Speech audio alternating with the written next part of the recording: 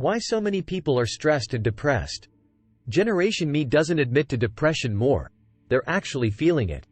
Everywhere you look today, people are stressed out.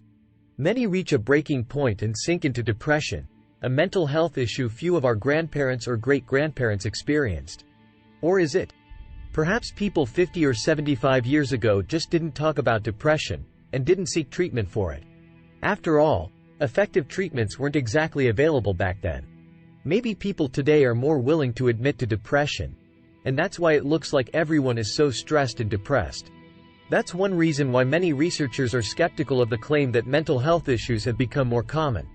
One way to get around this problem is to look at anonymous surveys that ask about anxiety and depression. Even better, ask about symptoms of anxiety and depression. That way, people aren't saying they're depressed outright.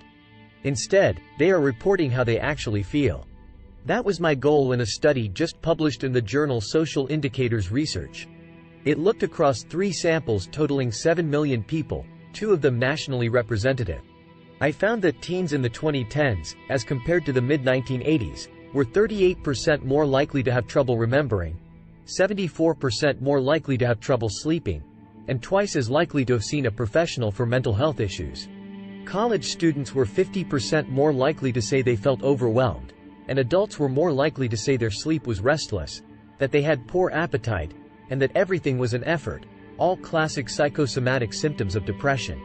But when people were asked directly if they felt depressed, that didn't change much between the 1980s and the 2010s. How can that be? Most people don't realize that having trouble sleeping and remembering are symptoms of depression. Many people admit to being stressed or overwhelmed but don't consider themselves depressed. The problem is that stress, psychologists usually call it anxiety, is a risk factor for depression, and depression doesn't always appear as extreme lethargy and sadness. It often shows up in bodily symptoms. This also means that the rise in mental health concerns isn't caused by people being more willing to admit to being depressed.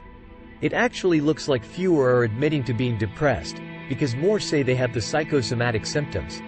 It seems to be a true increase in problems, and not just a decline in stigma. The tougher question is why people seem to be suffering more. I have 3 theories.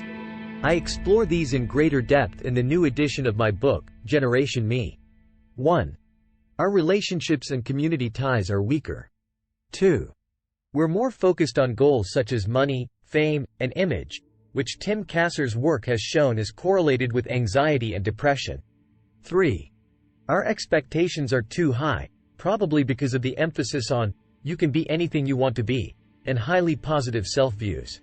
This was a big theme in the first edition of Generation Me, which came out in 2006, and other observers, I believe independently, came to similar conclusion, such as Tim Urban, Why Jenny Yuppies Are Unhappy, and Bret Easton Ellis, Generation Wuss.